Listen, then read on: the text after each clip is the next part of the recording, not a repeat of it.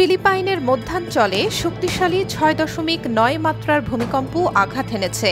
স্থানীয় সময় মঙ্গলবার রাত ৯টা ৫০ কেঁপে ওঠে দেশটির সেবু দ্বীপ। ভূমিকম্পে বহু ভবন ধসে পড়েছে এবং এখন পর্যন্ত অন্তত ৬০ জনের মৃত্যুর খবর পাওয়া গেছে। ধ্বংসস্তূপের নিচে এখনও চাপা পড়ে আছেন অনেক মানুষ। উদ্ধার কাজ অব্যাহত রয়েছে, তবে মৃতের সংখ্যা আরও বাড়তে পারে বলে আশঙ্কা করছে কর্তৃপক্ষ।